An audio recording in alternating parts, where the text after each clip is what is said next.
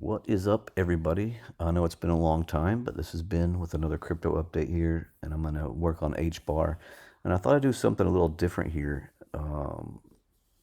Obviously, my other chart is filled with all kinds of lines and ranges, and I understand what all that stuff means. It may look some type kind of confusing to you sometimes because there's so much on there. So what I figured I would do, because I get a lot of DMs about this, is how do I find certain areas and what do I look for to draw certain lines and ranges and trend lines, whether they're horizontal or diagonal or whatever. So I figured I'll just do this live. We'll see how it goes. I'll probably screw up a couple times, but that's just how it is. I'm not going to edit this thing. I'm just going to kind of go with the flow. And this is a brand new chart here. It's completely naked. So all my other lines, I kind of don't really know where they are. And so I just figured I'd go through and kind of show you guys how I chart and how I look for certain patterns. And then really encourage you guys to start doing it on your own so that you can learn this stuff. I mean, it's not rocket science here. You can start to understand and see these patterns, and it gives you at least a leg up, a little bit of a leg up on maybe what the price action is going to do. It would more so, limit your risk, is what I like to say. So one of the first things I do is I make sure that I'm on a higher time frame, like the daily. I don't really go down to the hourly unless I'm looking for like a very specific move that I think might happen within, the next hour or something. But when I'm starting to draw lines, I usually go to like a higher time frame, like the daily. And then the first thing I like to do is start to draw horizontal lines off of lows. And the reason I do that is because that means that that's a significant area. For some reason, it decided to stop at this area, right? If that makes sense. For some reason, it decided to stop at this area right here. Just like it decided to stop right here, and right here, and right here, right? So there's reasons why that happened. We don't really know why, but that's why I decide to draw horizontal lines off of the low, especially off of the wicks, because for some significant reason it decided to stop there, right? So a tool that I like to use is over here, and it's called the, what do they call it? The horizontal ray, because it gives me, instead of doing like a line straight through the chart all the way across, gives me a point to start from. So, I mean, we can start from wherever. We can start all the way down here if you want. So I can pick this candle, this green candle right here, and I try to get my best to make sure I'm right on it, and I'll drop a line in. But to make it even more perfect, you can click on this line here, double click, and it brings up some stuff that you can do: a style, your text, coordinates, which is the one that I use. So I've told you this before, but when you hover over a candle, up here, these numbers start changing, which you can see. And you have the O is for open, the H is for high, the L is for low, the C is for close, right? So that you can use these numbers to get your lines exactly where you want them.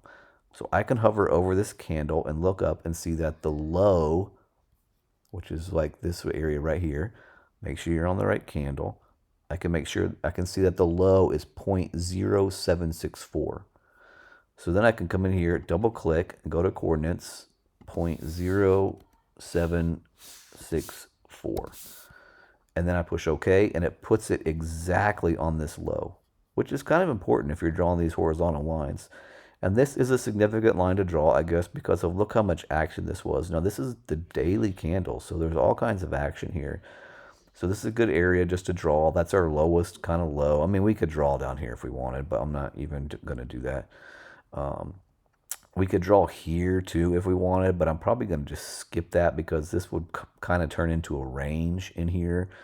The next low that I want to draw is actually this one. The reason I want to draw this low is because it happened right before a major move. And so there's something special about this low right here. I don't know what it is, but for some reason, off of this low created this impulse up. So to me, that says we need to mark it. And so I go back to my horizontal ray, make sure I'm on kind of the level. I come over, pop it on there. Obviously, I'm off, you can tell. So I hover over this candle right here. I go, my low is 1366. So I'll double click on it, change it to 1366, push OK. That puts it right at the low. Now I want you to look at something. Look way over here in the future. Look at this guy. That is not done by chance, right? There's something special about this level here that went to this low and created this impulse. Just like there's something special about here. For some reason, it decided to stop at almost the exact same point down to the 100th of a penny. So that's significant. That's a significant line for us to watch. And then I want to drop a couple more. I'm going to drop this one in right here because it was off of this major drop here. And let me go over the candle, and it should be at 2006. So I'll double click and I'll change it to 2006, and it puts us there. And then the other one I want to draw is this guy, because this has been kind of our support level for a while now, and that's why I'm going to drop it in. So I'll click here. I'm going to drop this here. Let's see where we need to be on this candle. We need to be on the low is right at 19 cents exactly. So we'll double click. Wait a minute, that can't be right. I was looking at the wrong thing. The low is 1670. I was on the wrong candle, see? 1670. So I'll double click on that, change this to 1670. And there we have it.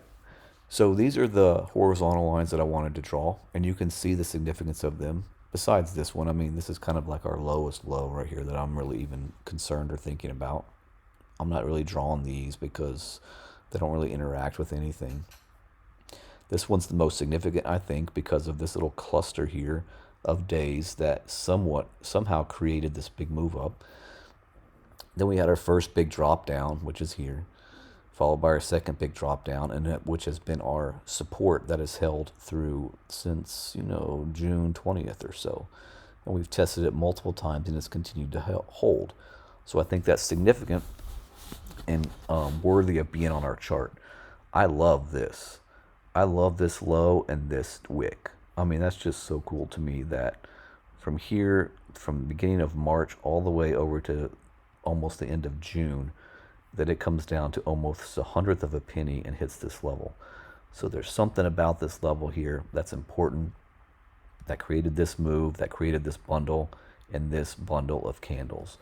And so when I get something like that, I'll usually come over here with a circle. I'll kind of like do something like this. Oops, told you this is live. It's a little too big, so I'll shrink it up a little bit, kind of move it in place, just so that I know something happened here. It's kind of a special place, so I'll draw a circle. The next thing I like to do is try to find some kind of uptrend at a diagonal. And I like to start from the lows if I can, or from a unique place. I like unique more than lows because they tend to work out better in my opinion. So obviously you could draw a line through here and say this is the uptrend, right? And it was for a little bit, but H-bar fell through it, and so it kind of doesn't matter anymore. We could leave this here and draw it out into the black, into the future, and we may get some kind of action way later into this line. But for now, it doesn't really do me any good, so I'm not going to put it on my chart. I like this one, and here's why. This is this first big impulse move up, right? From 3 cents up to almost 12, almost 13 cents. So a huge move up here. Doesn't look like it, but it is. It's massive. It's 4, almost 5x. And so I found this trend line through here, and then through this point, which I think is also a significant level because it's all of our support through here, right? So I drew this through, oops, and you can see I'm not lined up, so let's line it up. I drew this through and lined that up, and I just kind of love this trend line here. For one, this cluster is involved, and so is this cluster. We had this high here, we came back down, we hit our low here, we pushed through this this trend line here, and we were not able to hold it. We fell back through. The second time we pushed through, we were able to come back down. We hit this low, which happens to be exactly this low, but we hit this low, and then we were able to close this daily candle above this trend line. So that's significant to me, and that created this big impulse move up off of this little cluster. Now you go forward in time, and look where else it hit. Right here after this huge nuke down, when Bitcoin just dropped back in May. Where did we stop? Right here on this diagonal trend. Both of these days hit here. We have all kinds of action through here as support and as resistance. And then lo and behold, today we had this big candle, and guess where we hit? First of all, look where we stopped. That is not by chance either. We drew this horizontal low through here, and look where it hit today as our high. Right at it. I mean, almost exactly, down to the 100th of a penny again. And now look where our body is. This diagonal trend line right here is acting as resistance, and we're trying to push through it. And it's just amazing to me how all these things play out. So when you're looking for a diagonal trend line, I would look for a unique one. Don't try to just draw the normal trend line that everyone else is going to draw. Look for something that means something to you. Like this cluster means something to me, which is why I wanted the trend line to draw through it. So I pulled off this high, and it makes sense. There's tons of action on this, and it's very significant. So it's worthy of being on this chart, especially after our move up today where we wicked to this exact horizontal and came back down now to this exact diagonal trend line up. So that's why that's on there. The last thing I like to do is to draw some type of range. And so I'll come on here, and it's called a parallel channel. So I'll click that, and I like to draw it off the high. So I'll come over here as best I can. I'll draw it off the high, and I will come down and try to hit kind of a couple points, early on, and kind of draw it out into the future. And then you click, and then you pull down. And then as you're pulling down, you try to find the next kind of area where we're hitting multiple different points. So I like this area because of these 2 points. I'm still a little off here, so that I can grab this and pull it down, and that makes me much better here, here, here, here, here. Look at how we play off it all the way down. We're in this range. We play off this middle range like crazy all through here as support and resistance. So it's a really good range to have on your chart. And I mean, look at this. Look where it all, like I just didn't even notice that until right now, but look at where we ended up today. Exactly on this horizontal, exactly on this center line through our range down. And now the candle is trying to fight through this uptrend right now on this diagonal.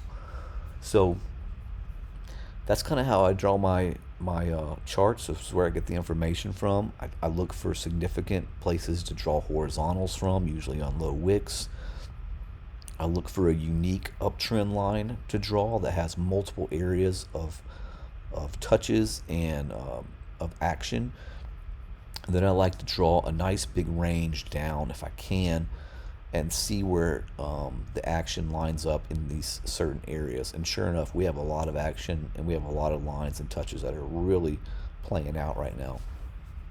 After you do that, you can kind of start looking around and seeing like what's going to happen. Like, are we going to break through this? And if so, are we going to be able to break through this center line this time? Are we going to kind of come in here and do something like this? Are we going to just play around and come back down and do this?